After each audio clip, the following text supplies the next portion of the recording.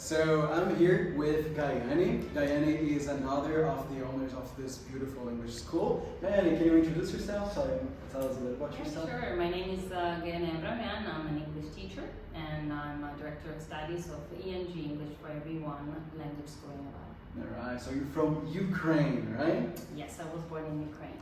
Now, this is interesting. If I say like a Ukrainian and an Albanian are going to start an English school, it sounds like the beginning of a joke.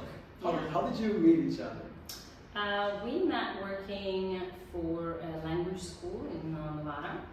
So I was teaching and Alice, she was involved in the administrative, she worked for the administrative department and we met there. Okay, nice. And then you decided to start a school together.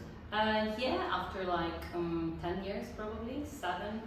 I don't remember exactly, like 8 to 10 years. We decided to open a language school.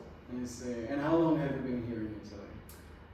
In September will be my 11th year. Yeah. You're 11? Yeah, I'm a linguist, so like don't ask me about dates and numbers, you know.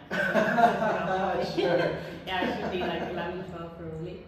Okay, and what made you come here to Nevada specifically? I moved because my husband is Italian. So for me it was a big change and let's say I came here for him. Last we talked, I think you told me your father is from Armenia. Absolutely, right? yeah. My name and surname is Armenian. And my father, he was born actually in Azerbaijan, but he's Armenian. I see. In Brazil is a very big country, so like you can drive 12 hours in any direction, you're still inside Brazil. Different from Europe. So for us, we're very used to a very hegemonic culture. You know, there isn't a lot of culture exchange. But you have an Armenian father, you're from Ukraine, and you're living in Italy, working with an Albanian and a Kazakh. Yeah. How does this culture clash work? Is there a clash? Well, I think that when you start learning languages, when you start visiting new countries, your mindset is different. You know, like you're more open-minded, and I think that people who learned a foreign language probably know something extra, something more, you know, about the language because they've studied it, so it's not their native language. And I think that when you're opening a language school, the multicultural environment is a must because we teach not only English but even other languages, and our teachers are native speakers and non-native speakers, but Italians and teachers coming from different countries. So I think that it just kind of an added value to what we do every day. I see, all right, okay. And I have been with my brother in Europe for like almost 3 months now, and I desperately miss Brazil right now. Yeah. Do you miss your home country too? Yeah, of course, yeah. Like even if like after all these years that I can say that Italy is my second home, but the first one, like my heart is definitely in Ukraine. I see, okay, yeah. And what is one of the biggest differences between Ukrainians and Italians when it comes to people? I can say that in Italy, every region is different. So for example, people in the north, like we are located in the north, are definitely different from Ukrainians. But like if you go further, like in the south, for example, Sicily, Puglia, I can say that people there are friendlier and you know they like to party. So this I think we have in common because Ukrainian people as well invite people even that they don't know so well, you know, to their house, try to cook a lot of food and like, you know, they like to dance, sing. So I think that they have even something in common with Brazilians because like, you know, maybe less easygoing because, you know, I cannot say that Ukrainians are as easygoing as Brazilians. But yeah, I can say that that could be hospitality, like to hang out, socialize, really friendly. Yeah, I guess I that's see. it. That goes against the image that I had in my mind because I think of a cold country, so the people are going to be Yeah. cold as well. But that's not Ukraine the is case. different. Yeah, no. Ukraine is different because we've got as well different regions and basically people coming from different It's a very parts of big this. country. Yeah. But like I come from Kiev, and I can say that Kiev would like always been a center of big festivals and just huge parties. People go out. There are a lot of different restaurants, but different meaning that there are different cuisines. In fact, when my husband first came to Kiev, he was like, "How's it possible that there's like Georgian?" Ukrainian, Italian, French, so it's like you can find a restaurant to your taste. So like, which like for example in Italy, it's not so easy to find restaurants of different cuisines. Yeah. And you have been to Brazil, haven't you? Yeah, yes. It was probably 13 years ago. 13 years ago. I think so. Yeah, it was February, right before the carnival, so I saw the rehearsals. And I was in Rio and then Trancoso. Okay, so Touristic village. very good parts, yeah. And what was your impression of Brazil? Well, I fell in love with your country because, and even people, because when I arrived to Rio, I had to stay for a couple of days by myself because my friends were coming after. And I was a bit worried because I felt like, okay, I'm going to be all by myself and like, you know, what it's going to be like. But the first evening I went out to eat, I found a lot of friends and we still keep in touch, really friendly people. We talked a lot. I had all my days like planned from that evening because like, you know, they were inviting me to the parties, we were going out together, listen to some music, to go and dance, and they were telling me about places I should visit. So really friendly, easygoing. I really felt like, you know, I belong there. I don't know, like really nice feeling. I remember last we talked and you told me about going to Brazil. You were impressed about how few clothes people were, right? That's true. In fact, like I understand that, you know, you're really close to the beach and like it was, I was telling you about Copacabana, so yeah, but yeah, it was impressive. And like even the people have time to exercise because like there was always someone running or people playing on the beach, football, I think volleyball, and that you have like gym every, I don't know, 300-400 meters, like on the beach, like, so it's open air, and it was always full, like there were people exercising all the time, so yeah, it was unusual, you know, I mean, for a big city. Yes, I can't complain, it's a nice place. Yeah, really nice. Most certainly. Okay, great. And do you think about going back to Brazil, visiting it? Yeah, I would really like to go back because my trip was quite short and I couldn't visit because, as you mentioned before, your country is huge, and I would really like to go to Amazonia. I would really like, even São Paulo, because like I didn't have a chance to. Because yes, we checked different places to go, but you were always supposed to take a plane because, you know, it was really long to go by car. So yeah, I would definitely like to get back and discover, you know, new places. Absolutely. You text me when you go there. Yeah, definitely. Definitely. And now, before we finish, I'd like to ask you about your English.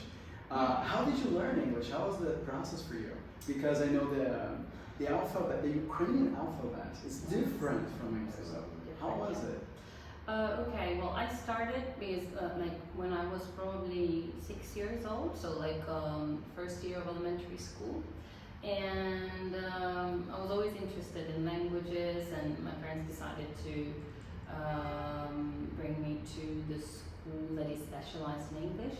So from the very first days at school, we had like 5-6 hours per week, so because we were like, you know, it was a specialized school, and I was really into the English language So my mom accidentally bumped into a woman that worked for the American Embassy. Ooh. Yeah, and she just offered us to do some lessons, like, and she was an English speaker, so more than that.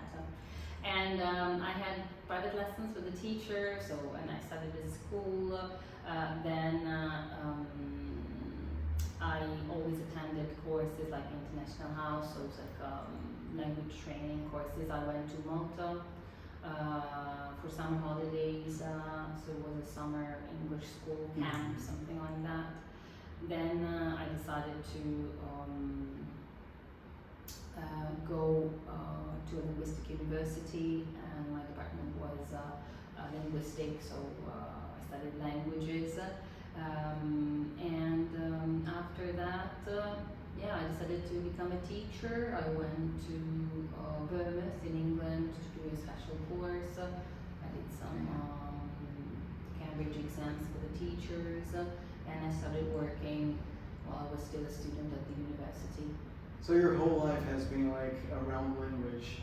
Yeah, yes, because I don't know, I just fell in love with language, and I was really curious. Maybe, another thing to mention, I was a fan of one British band, voice band.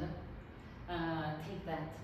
Take That? Yeah, I don't think you're too young. Yeah, you're too young. Robbie Williams, probably you know him. Of course, yeah. Yeah, he was originally from that band. Oh. And I think it was like my teenage age. I was like, my dream was to go and see their concert in Wembley live, and I listened to their songs. I was like really motivated to learn the language, because I thought, like, how's it possible if I go there and I have a chance to talk to them and I don't know the language? Like, I wanted to be prepared. Yeah, my actually dream came true, but when I was probably 27 years old, my husband gave me as a gift tickets. They came to Milan San Siro Stadium, and I went with my friend. It was a reunion. I mean, it was not the band is not actually the original one, but after many years, that's like. But I imagine it was just as good, right? Yeah. It was a great experience. You mentioned Malta. I have many students right now that live in Malta, Brazilians that live in Malta. They go there to study English. Yeah, there are a lot of schools there.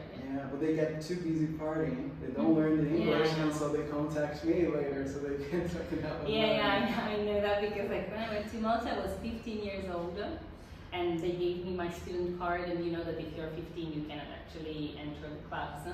So we just faked the age on the card. So this is recorded.